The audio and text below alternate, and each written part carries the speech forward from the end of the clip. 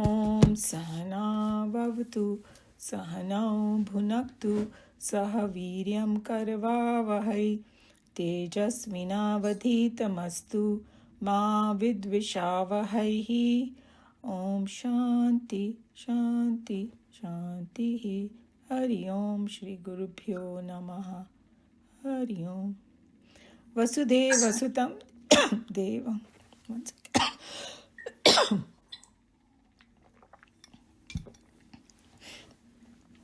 Vasudeva Sutam Devam Kamsachanuramardanam Devaki Paramanandam Krishnam Vande Jagadgurum. Krishnam Vande Jagadgurum.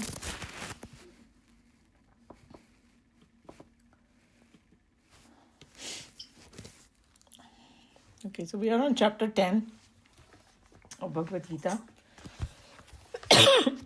And we were going to do verse 5 today. We had done 4 verses, and last time 4 and 5, they kind of go together, but there were a lot of different things in it I had not finished, even though we read Swamiji's commentary.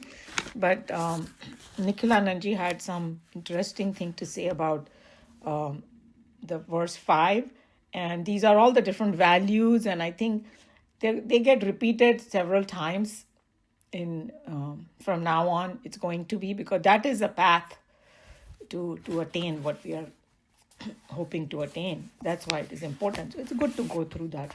And just to little bit summarize up to now, so that we have some fresh in our mind what's going on in chapter 10.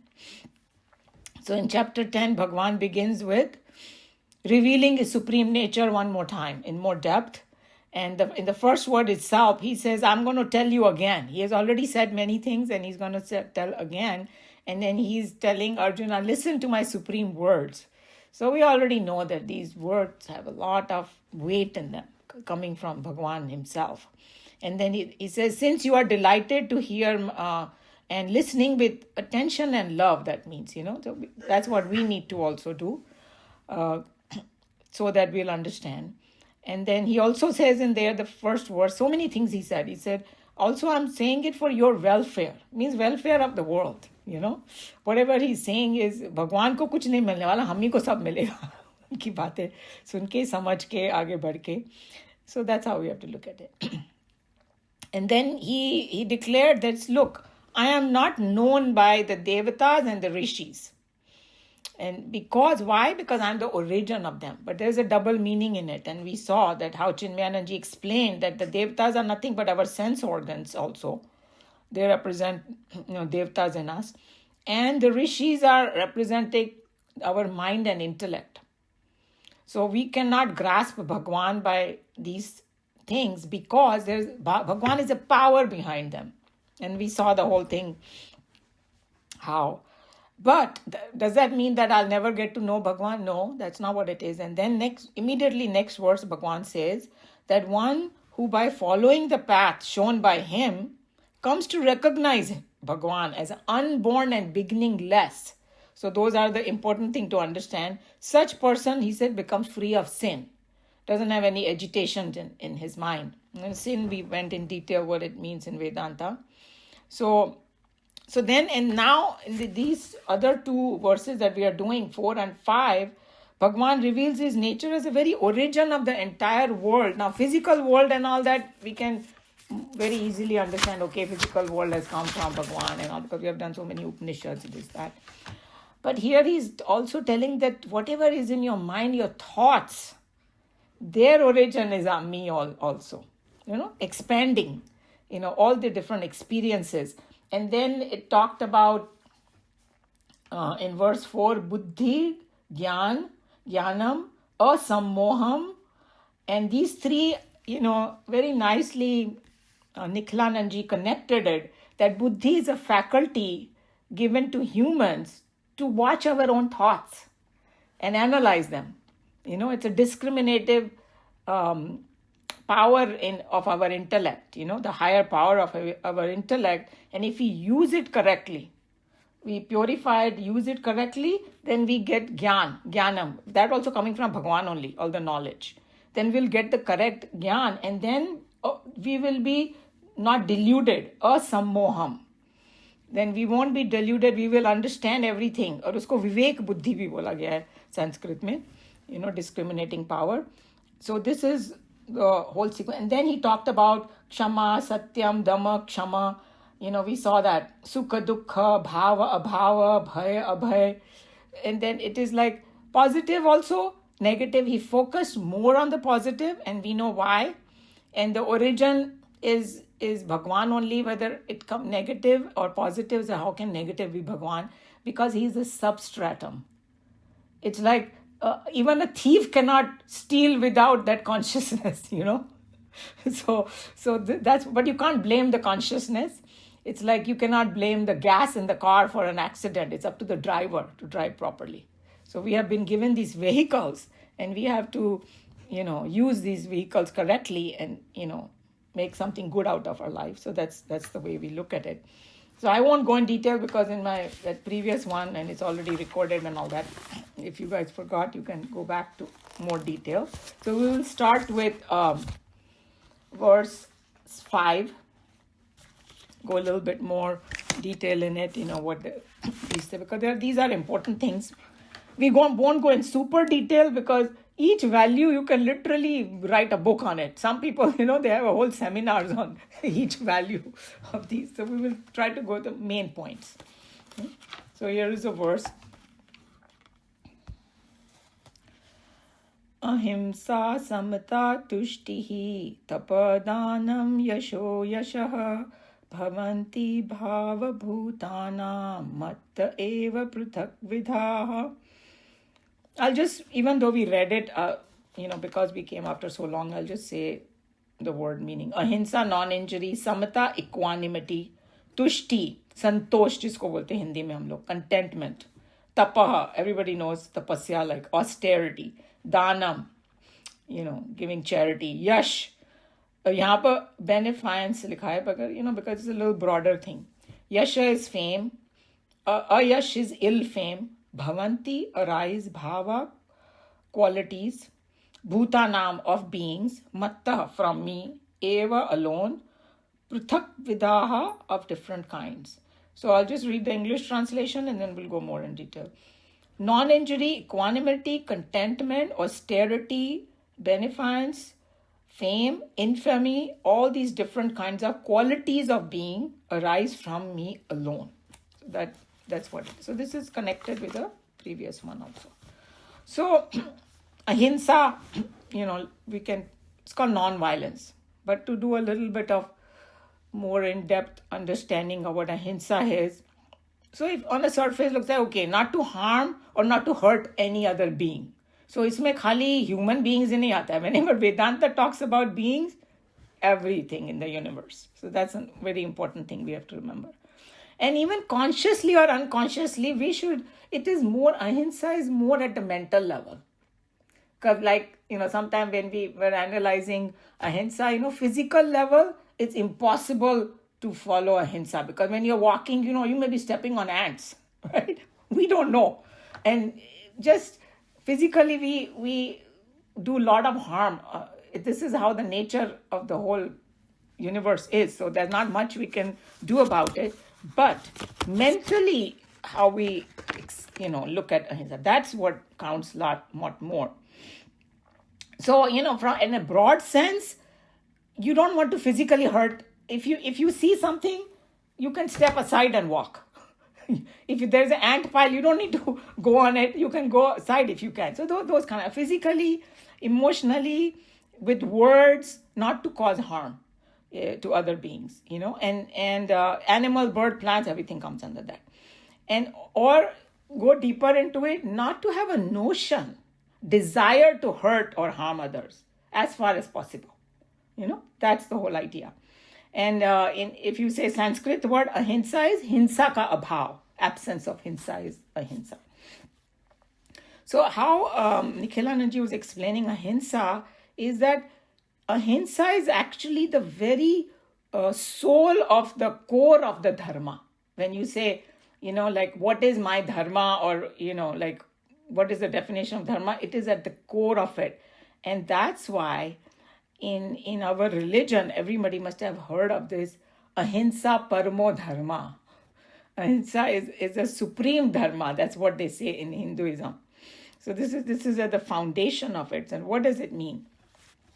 And actually, he was saying, if you really think about it, it's not just Hinduism, is that ahimsa is at the basis of all religion on this earth. But it is very sad that वो religion के नाम पे जो एक दूसरे को मारते काटते is opposite of what their religion is all about. So we have to think about that. And where is it coming from, this idea of ahimsa at the core of all the dharmas, is not to cause harm to others? It is coming from the fact that just like I have a right to live, others have it too.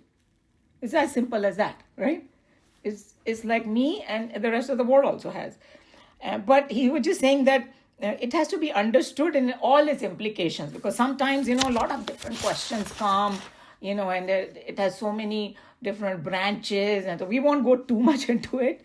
If somebody has any question, we can take it. But he's saying we should not be confused. Try to understand, from the depth of it, what they mean.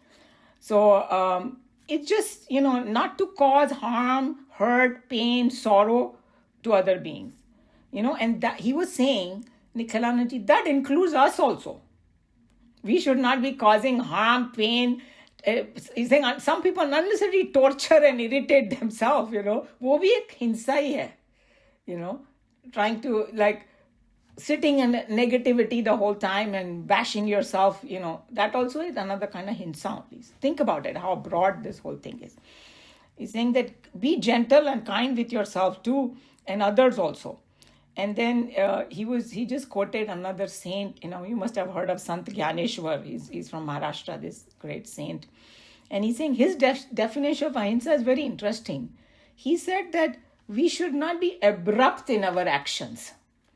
जाके कुछ भी कर लिया इधर उधर. He's saying that you are, even if you are abrupt in your actions, you are even disturbing the nice breeze that is blowing.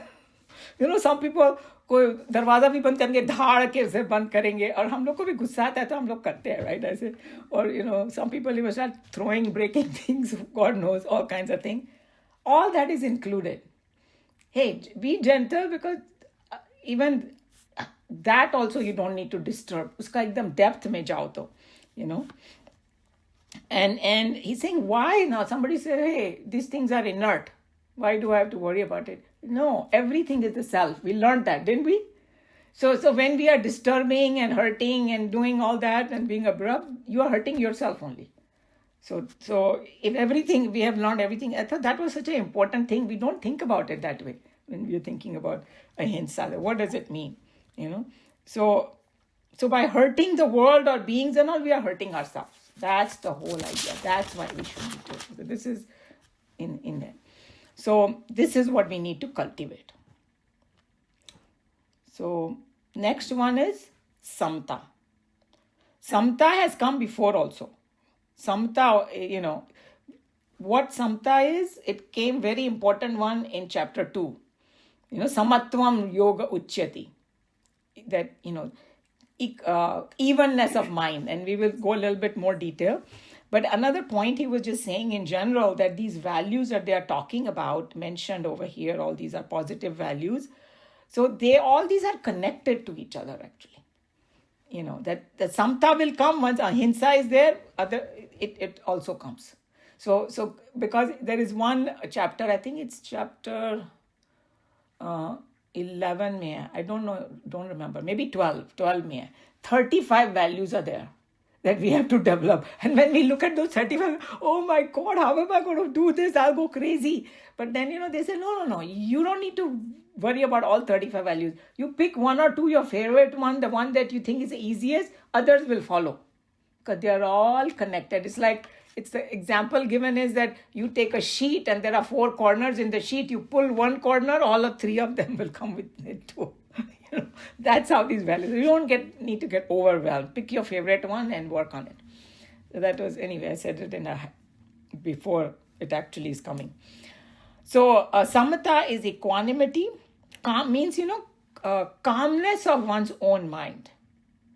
So how does a mind become disturbed? You know, we know it's because of anger, hatred, jealousy, pride, fear. They call it the sick shark, kam, krodh, lobh, moh, mat, matsarya, they say in Sanskrit.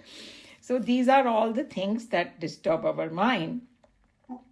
And when all these things are eliminated slowly with proper understanding and by developing positive value, so that's when you gain samatva, he was talking about. And then, that, as I mentioned, that in the beginning only Bhagwan said. See, when it comes to Bhagavad Gita, lot of repetition is there. Because the samatvam has been dealt with in chapter 2 itself. Samatvam yoga uchate. उन्होंने इतना मतलब उसको importance दिया है balance of mind को, उसको योगा बता दिया कि भाई योगा इज समत्वम. इमेजिन. सो इतना. So keep our mind balanced, equanimous, peaceful, and all that. And so this is a path for enlightenment, to keep our minds balanced. That's why it is very important. Uske bina we cannot move forward, unfortunately. And next come tushti. Tushti is another very important value. और हिंदी में बोलते हैं संतोष. और we are all Hindi speaking, तो है ना, एक कहावत है हिंदी में, सबसे बड़ा धन संतोष धन. तुम्हारे पास अगर $1 बिलियन भी हो और संतोष नहीं हो तो वो उसको भूखा नंगा ही लगेगा उसको. I have nothing. I want 10 billion, whatever you.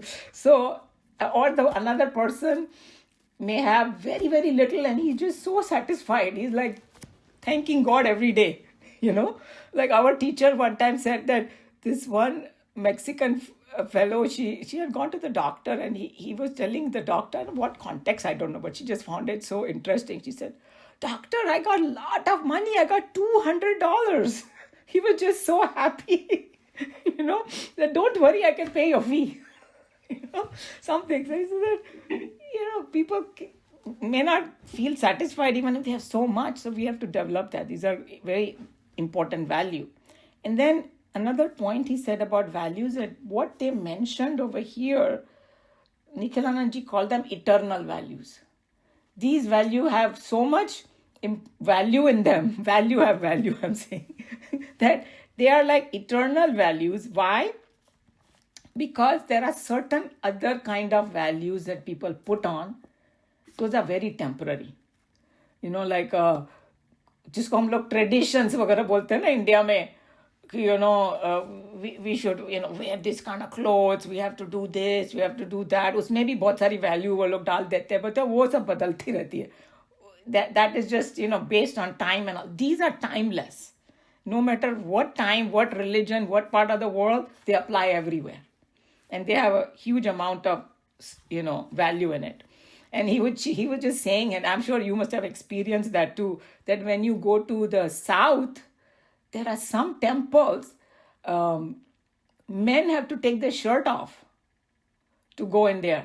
I don't know if you guys experienced that, but we did, So men have to, they cannot wear anything, on the top. And he said, अगर north में जाएंगे और अगर बिना shirt के तो वो ठंड में मर जाएगा बेचारा. इतनी ठंड होती है. So these things are like not fixed value. They are not eternal. They just make it up. Sorry. Even in Kumari, there's a temple there. You could not go over there. Yes, that one, and there was one in Maharashtra. I think I was with my son, and I was going to go in, and he's saying, "Mom, look." I said, "What do you want me to look?" He said, "Look at all the men. They're not wearing shirt." So I said, "Then you take it off your shirt too. I don't know. Otherwise, you can't go in." So he had to take his shirt off too. So, but udhar chal jata hai because, weather is such that, So anyway, that was an interesting thing he said, and we know that we have experienced, like, Nareshji did. So that's why these like ahimsa, samata, tushti, they're nothing to do with time and place and all that. They're at the core of the goodness lies in this value, he was saying. And that's why they are eternal. And they are not temporary. He said he just elaborated on it that it is not meant only for certain religion or Hinduism or particular country or anything like that, or only for Hindus, nothing like that. It is for everybody. Applies equally to all human beings. Okay, and then so coming back to tushti, the contentment, deep sense of satisfaction. So he's saying why this is very important, because we have to cultivate again this, because without that, again, we cannot move forward. And what is contentment is an attitude of satisfaction with whatever one has. Because people are going to have different things, you know. So whatever one has or whatever one gets, you know, at a certain level, like we used to discuss that, तुम्हारे जो प्रारब्ध में लिखा है ना, you know what is prarabdha is not a chance. Okay, prarabdha is what you have done before in your karma. That will छप्पर फाड़ के तुम्हारे साथ सामने आएगा वो. तुम नहीं भी चाहोगी तो भी तुम्हारे ऊपर आ जाएगा, तुम्हारी गोद में गिर जाएगा. और अगर तुम्हारे प्रारब्ध में नहीं लिखा है तो आके फिसल जाएगा एकदम. At the highest level, this is the truth. So that's why they say if you want to do a purusharth, then do it for enlightenment, not the worldly things.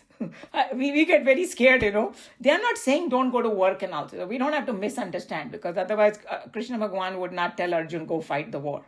But it's with what attitude you fight, that I'm doing God's work, you know. So whatever is put in our plate, our job, our family, this, that, we do it at God's work. But as far as how much we get, it depends on the product, you know.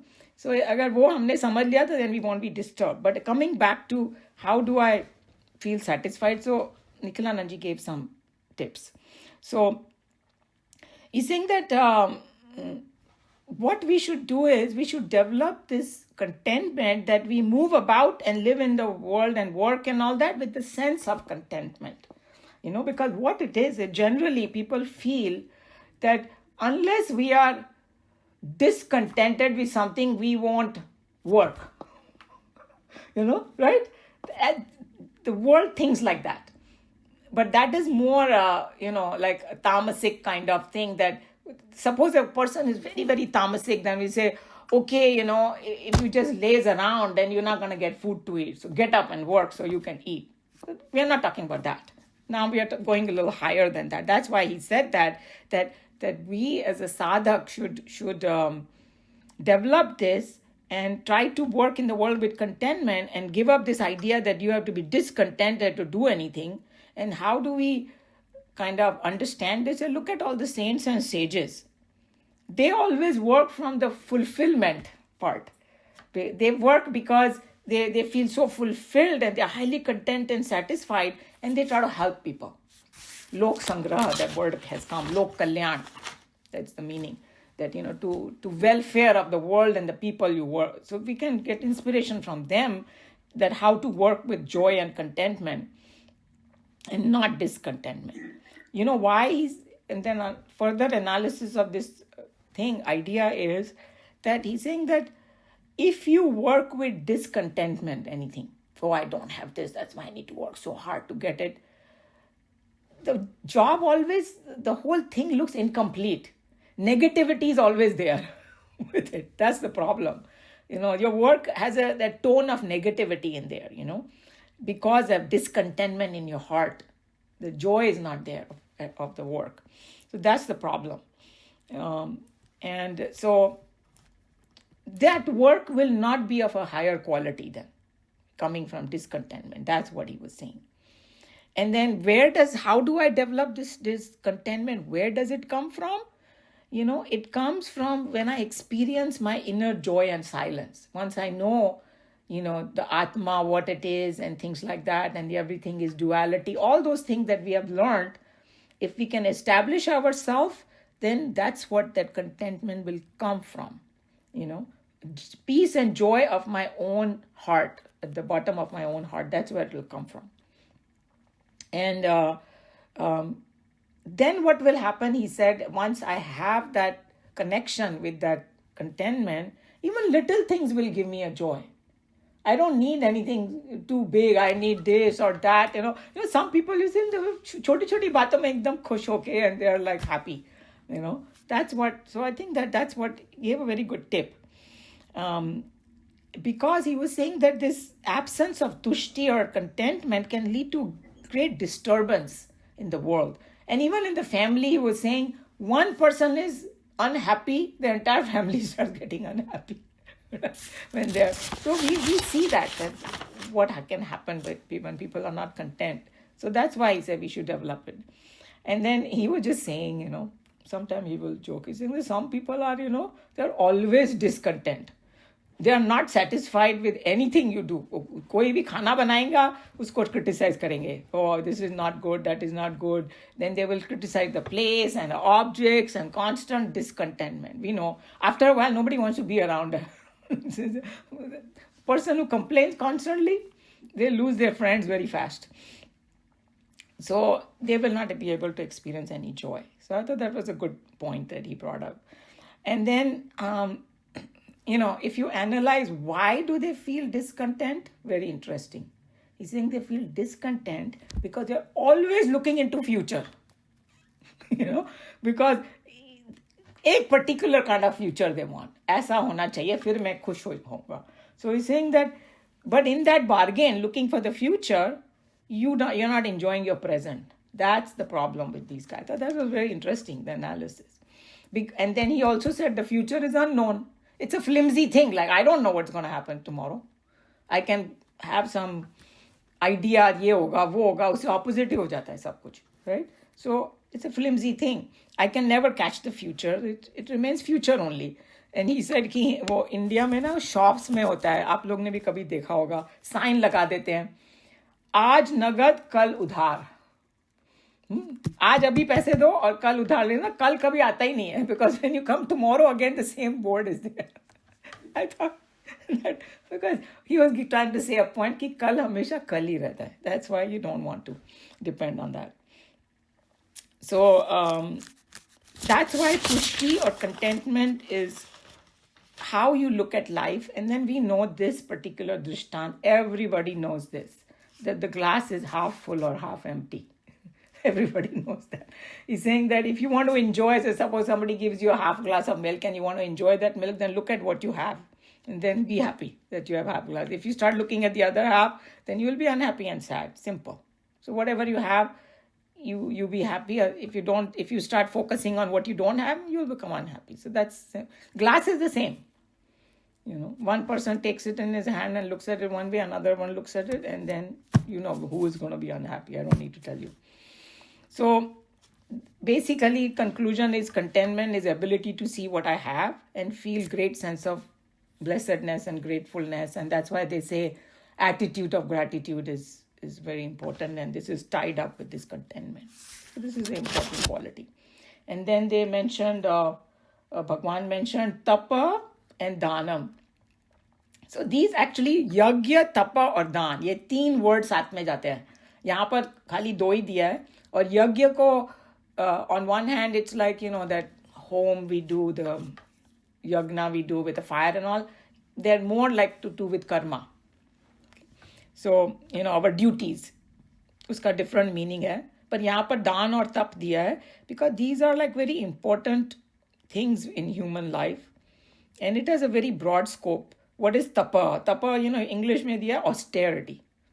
But just to get a little idea, and there are different aspects of tapa, that from one angle, what we are doing is the ability to conserve energy. And the power of our body, mind, it is the ability to conserve energy and the power of our body, mind, and intellect with proper restraint. That's what it is. When we say, what is tapa? Like, vrat जिसको बोलते हैं. पर उसका रूप India में इतना बिगाड़ दिया है वो व्रत का. The actual meaning of व्रत is to abstain from certain vices, certain things, पर उसको खाली खाने पे कर दिया. और वो खाना भी वो कितना अजीब सा किया है. जब वो व्रत तोड़ते हैं तो ठूस ठूस के खाएंगे और it becomes even worse. And that Karwa Chauth ka vrat, some people will wake up like at 4 a.m. just to eat their breakfast. पहले ही ठूस लिया. So I don't know. I'm sorry, but I'm not done. But it just, you saw what has happened. And then whole day they will be watching movies, And it is like, vrat means away from all these things and thinking of God. But वो तो चला ही गया. They're thinking of Shah Rukh Khan or something. I don't know. Just crazy totally, Anyway, so... Umaji, yeah. I have... Yeah. My mom had a theory about Vrat. Okay? बोलिए. She thought it was always, I mean, not always, but it was to conserve food. That's what Yeah, she it makes always sense. explained in that way. She said, falahar, then you are not using grains. Okay? So, and if you don't eat whole day, just think of how much food you're saving. So that's what she always believed in. Because there was that, I think Lal Bahadur Shastri ne shuru kiya tha kuch, ki once a week, because India was having so much issue with. So there are so many aspects. And one is what you said, that has an aspect, definitely has some value.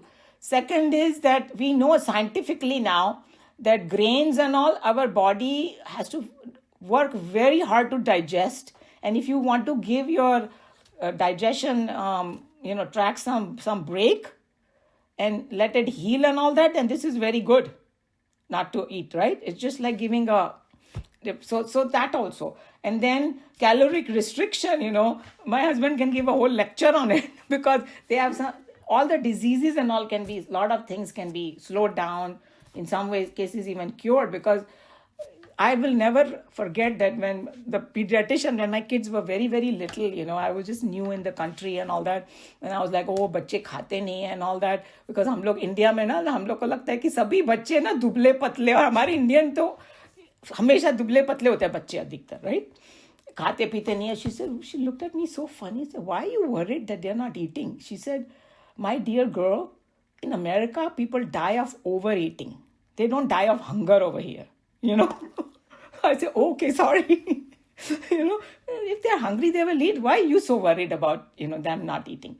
Because it's something cultural in us, So that's what it is. But the Vrat ka bhi, when we lose the original reason why the rishis and munis did it, that's when all the trouble comes, So tapa ka bhi aisa hi hota hai ki, what is tapa? It can have different aspects, following certain rules and regulation for spiritual upliftment. That's the whole idea. And the vrat ka bhi wohi hai basis. And then, Bhagwan will go into much more detail in chapter 17 about all these things, because tap can be rajasic, tamasic, and sattvic tap also. Tamasic tap is, when you are, I won't go too much in detail because when the chapter comes, we will go more. And just doing things, like hurting other people and yourself in the process. So Bhagavad Gita does not encourage you to do any kind of severe penance and tapa and all that, because why you're torturing your body? Be in the center, middle path, like Buddha said. Like we saw in chapter 6, he said too much eating is also not good, not eating is also good, beech mein raho. Then the yoga becomes easy. Or too much sleeping or not sleeping at all, be in the middle. So that's what we have to remember. And then our teacher used to say that the word tapa comes from tap. Tap hota na, heat. Like when I want to do this, but I'm not going to do because not good for me. That creates a little heat in us. So usko tapa bola gaya. I thought that was a good, interesting way. And then I saw one other definition. It's a little long, but let's see if you like it. Tapa means concentration, determination, firm resolve, tremendous effort and exertion without being afraid of the pain and suffering. That's what is tapa. So you are voluntarily taking certain things upon yourself for the spiritual upliftment. Okay? So that is, we'll stop with this tapa because it is very big. We won't go too much further. Now danam. So danam is also a very large topic because there are so many charities and things like that. And what does dan mean at the very core of it? We can say, okay, English mein donation, charity and all that. Act of giving something. And there are some other words also. Dakshina is there, bhiksha and all that. It comes under danam only, but they have a little slightly different meaning. In olden days, dakshina was a feast that somebody can afford. So it was always goes by your own ability, And bhiksha was giving it to all these brahmacharis and all that. So, but basically, dan is an action of, like in English language, they say relinquishing, giving up the ownership and giving it to something, ownership of something that you have, giving it to someone without expecting anything in the return. So that's the core of the dana. And Dan, somebody was saying that it comes from a feeling of abundance. I feel I have a lot of things and I want to share it. That's another aspect of Naam. So you have to feel content and abundance. मुझे ही लग रहा है, I have less, तो मैं क्या दूंगी किसी को, right? So I have to feel that abundance in me. And then interestingly enough, Dan can be tamasic, rajasic and sattvic also. I won't go too much in detail about the tamasic and rajasic. Rajasic is expecting something in return. Oh, मेरा नाम हो, ये हो, वो हो, So, 6 जन को phone करके बोलेंगे, oh, I did this. Then it becomes rajasic, okay? And sattvic Dan, very simple, just we'll focus on sattvic, is giving without expectation, obviously. Expectation of anything in return at the proper time and place to a worthy person. उसको बोलते हैं साथ. ये नहीं कि कुछ भी उठा के किसी को भी दे दिया और ऑलरेडी किसी के पास बहुत कुछ है और दे दिया और जो उसको चाहिए, जो उसकी जरूरत हो. ये नहीं कि भाई I have a garage sale, so just take out all my junk and just give it a call the big Dan. उसको चाहिए या नहीं चाहिए. That's not called sattvic Dan. उसको जो जरूरत हो वो तुम दो and all that. So that's a little bit of idea I gave. And he was just saying that, and I personally, I feel that Dan doesn't have to be always of a material thing. It can be your talent, you can share it free with somebody, or, your time. Imagine, some friend needs some company because they have some whatever issue, health issue, and even that you can call it. That's how I feel. Or, if nothing else, smile at somebody who's feeling down. वो भी एक तरह का हो गया charity. So, because that's free. Meena ji is saying something. You're muted. Sorry. Do you remember what Kena Upanishad, the very first start of it, how he gave? How the father was giving. Oh, you mean not Keno, you mean Kathopanishad. Yes, of course. He was giving all the cows. You're absolutely right. Yeah. That's where the Nachiketa said, why are you giving these old cows that are going to die? Because that's exactly what he was doing. Right, that's what reminded me. When you said that, give what is needed. Yes. What he was giving was something, Yeah, he just wanted to discard and calling it, great. Yes. Garage sale. It's a garage sale. Yeah, garage sale.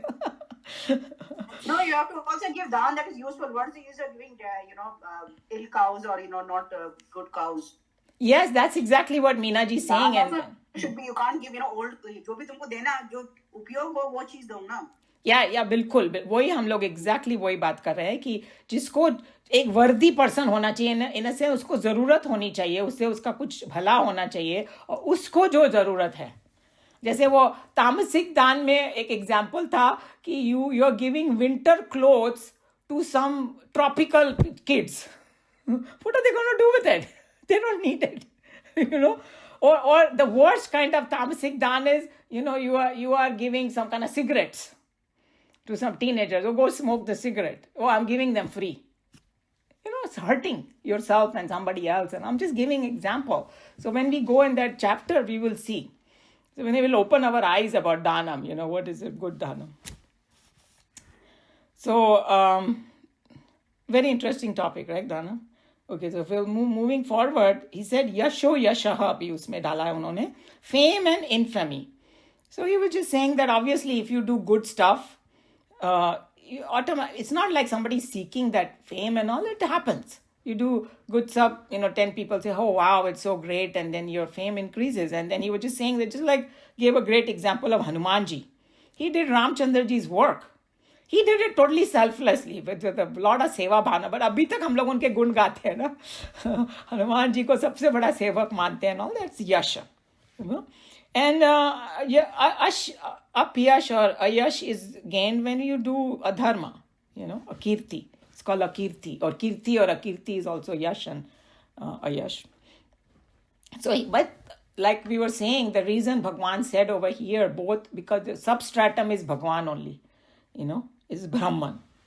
That's why he said both are coming from him. And obviously, yash is better than apyash. And then he was quoting some saint, Samarth Ramdas, he said that after you die, तुम्हारा यश ही पीछे रह जाता है actually, और कुछ नहीं. And then Nikhilanand ji is kind of interesting. He said, एक दृष्टांत में देता हूँ, everybody may not like it, but he's saying that it's like if you want to see Yash and अपयश क्या है, तो तुम ऐसा सोचो, मेरे मरने के बाद ना एक सभा हो रही है, people are talking about me. What will they say? Everybody wants कि मेरे लिए अच्छा बोलो, है कि नहीं? कौन चाहता है कि मेरे लिए बुरा बोलो? वो इंग्लिश में कहावत है ना, good riddance of bad rubbish. We don't want that. We want people to say good things. So if you want people to say good things after you die, then you do good things now, when you have time for it, not later on. And he's saying that what are those good things? Think about it. They're just nothing but values that they are talking about, So that's why he was just saying that these values are so important. They are eternal and we should try to develop them. And he said that even if कोई दुष्ट होता है ना, वो भी चाहता है कि मेरे लिए सब अच्छा बोले. And I was just thinking about कि कोई एक चोर का गैंग है समझो, thieves. तो वो लोग चोरी करेंगे, ये करेंगे, लेकिन जब आपस में बैठेंगे ना बांटने के लिए अपनी चोरी का सामान, they will expect everybody to be honest. They will not want. That's called eternal value. चोर भी चाहता है कि कोई और उसकी चोरी ना करे. It's so interesting that how much these values have value. So that's why he was saying. So and then he talks about bhav and abhav. Is that what it comes? Yeah. No, bhavanti bhava bhutana. Bhav and abhav was previous. I'm sorry. Bhav and abhav was death and birth. But here he said that bhavanti bhava bhutana means various qualities arise from me only. That's what he was saying. The various expression in the human beings arise from him. And what Nikhilanand ji pointed something very interesting, which I didn't think about it before. He's saying that our beauty of our human life is because of all these different qualities, that we have in us, a variety of expression. And they are so much, within one value also, so much variety people have. Right? And he's saying that what these Rishi Munis did, they categorized these varieties into different sections or classified them, for us to understand. That's what they did. Then whatever they are showing over here or whatever they are saying here in these two verses, they're just sample of all the different emotions and expressions, And he's saying that why they add beauty to our life? Because certain emotions, if we don't experience, then our life becomes like poor, like compassion. If somebody doesn't have a compassion, the quality is bad of that person's life. So he was just saying, and I was just thinking about it in the Western psychology, वो लोग बोलते हैं ना, ये person is a sociopath or some complete apathy towards, they cannot feel this compassion or emotion for anything. Somebody's hurting and all that, and कुछ नहीं होता उनको. So they categorize them as some weird people who are having some, problem. So that's what it is. Like, or he was saying that some people don't have the ability to forgive.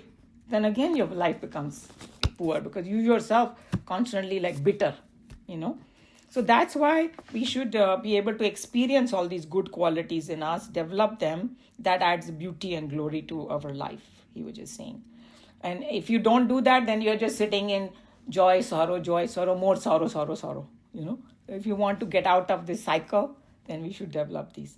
And then he was just saying that we get, inspiration from the life of the great saints, because that's when we see these values, these expressions and all that at the fullest level. We see it. Sometimes we are at awe. How can they do that? And the famous, everybody knows about that Jesus, forgiveness is like at the peak of it. We can't even imagine. There are people who were torturing him and all that, and he's praying, and people who are abusing, torturing him, killing him, and he's praying to God, oh God, please forgive them, because they don't know what they're doing. If they knew what they're doing, they won't do this. So he instead of saying that, please save me, he says saying, please don't do it, forgive them, So he was just saying and where is it coming from? He was saying it's coming from his own very depth of it. Nobody's telling him. It's coming from within him, at the core of his goodness.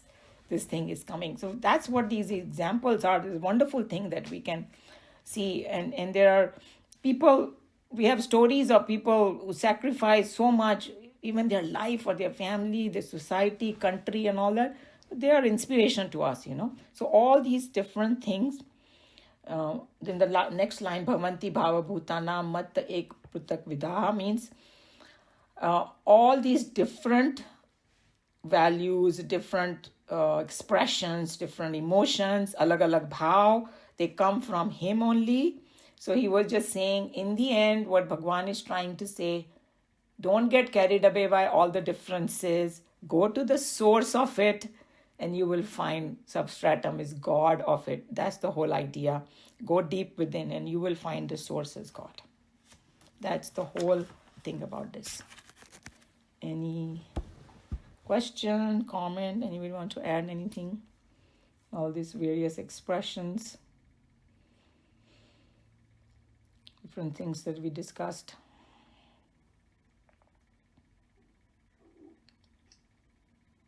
Just one thing that I was thinking, you said it, but equanimity and contentment. If you have equanimity within you, you're already contented. Yeah, that's what they were talking about, that you focus on one, the other one comes. It follows. Yeah. So that's why if the sequence is also very interesting in it. Just like in the previous word, there were buddhi, jnanam, asammoham. So because there was a sequence, if you use your buddhi properly, you will get jnana. With jnana, you will not be deluded. You are absolutely right. So this will, everything just follows. Follows. So I think that's why, look at it. It's so scientific. It is mind-boggling how scientific this whole thing is. Look at the first one is ahimsa, and that's what they say, ahimsa paramo dharma. Because if you have that idea into your head, I don't want to hurt anybody, contentment and tushti will come automatically. So if you focus on the main one, others will start following. Yeah. So that's what it's very scientific, the whole thing.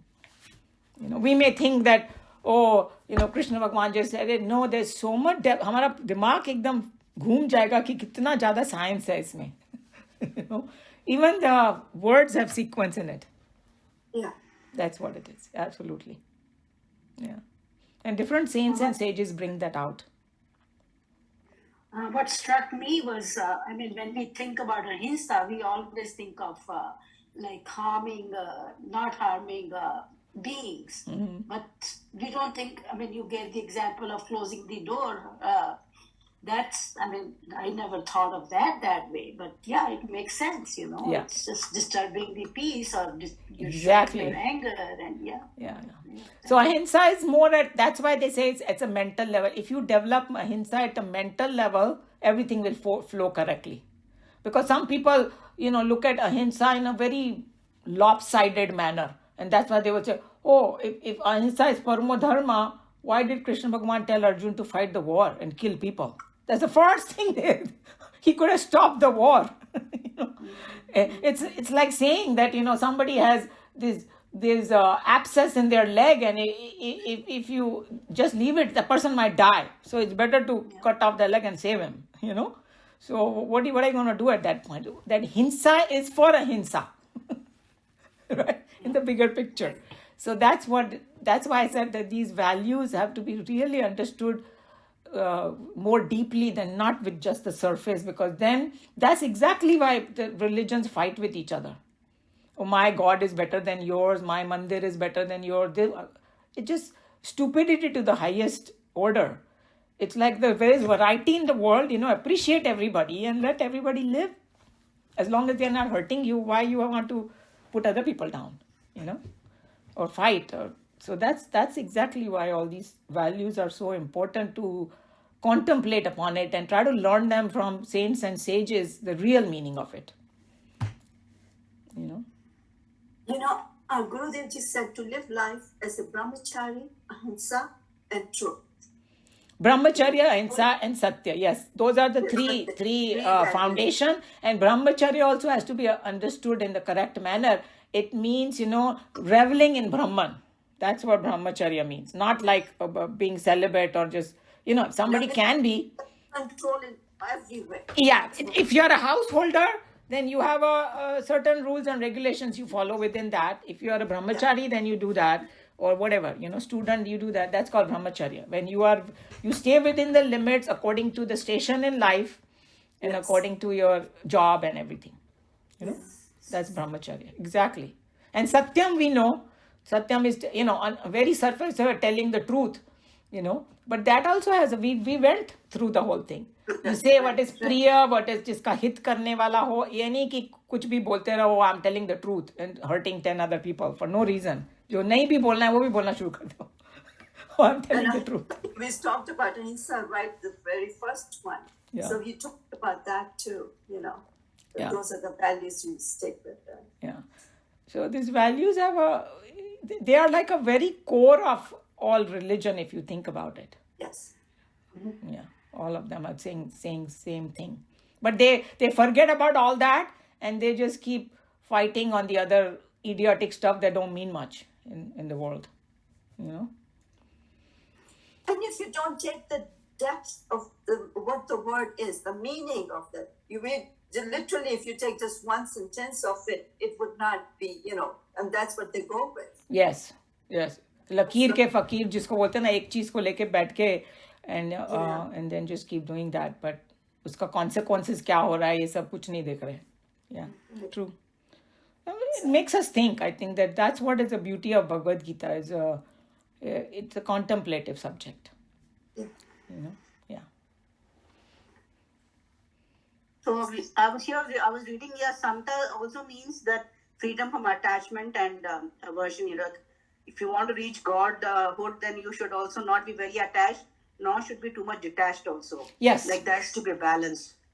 राग द्वेष से ऊपर उठना. Attachment. Exactly. तभी तो balance of mind आएगा. Because या तो बहुत अटैचमेंट होएगा तो फिर बोलते हैं कि लविंग समबडी टू मच और hating somebody too much. Both have a problem. Stay in the middle. So true. All that is very true. It's all related. Yeah. Any other comment or question about Bhagavad Gita? Okay, so I'll close Bhagavad Gita here. Sarva dharman parityajya mamekam sharanam vraja aham tva sarva papebhyah mokshayishyami ma shuchah. Hari Om Shri Gurubhyo Namaha. Hari Om.